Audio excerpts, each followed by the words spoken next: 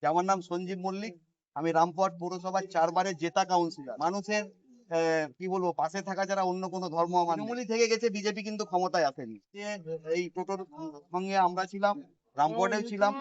একটু যদি রামপুরহাটে কোনো আত্মীয় স্বজন কেউ থাকে তোমাদের, জিজ্ঞেস করবে যে আমার নাম সঞ্জীব মল্লিক, আমি রামপুরহাট পৌরসভার 4 বারের জেতা কাউন্সিলর।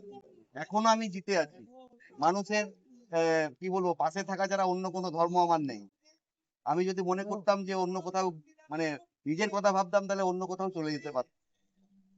তো ছোট জায়গায় কাজ করার একটা অভিজ্ঞতা আমার আছে, একটু বড় জায়গায় কাজ করার সুযোগ দাও। এই বিধানসভা এলাকার মানুষের পাশে থাকবো, এটুকু তোমাদের কাছে আবেদন করছি। একটু দেখো এবার।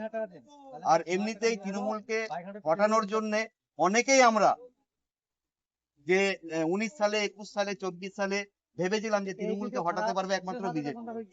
ফলে ভোট অনেকেই দিয়েছি, তৃণমূলই থেকে গেছে, বিজেপি কিন্তু ক্ষমতায় আসেনি। এবারও যদি এই ভুলটা করো যে তৃণমূলকে হটাতে পারবে বিজেপি, তাহলে আবারও সেই তৃণমূলই থাকবে, বিজেপি কিন্তু ক্ষমতায় আসবে। এই একটা সুযোগ আছে, তার জন্যই বলছি। 3বার তো দেখলে বিজেপিকে সকলেই, আমরা যারা আছি অনেকে তৃণমূলের বিরুদ্ধে আমরা কি বলবো, যে জব্দ করার জন্য বিজেপিকে ভোট দিয়েছিলাম। 3বার তো দেখা গেল, কিন্তু হচ্ছে না তো কোনো কাজ, তাই না? এবারে অন্তত বাপ ভোট দিতে পারবে তারা।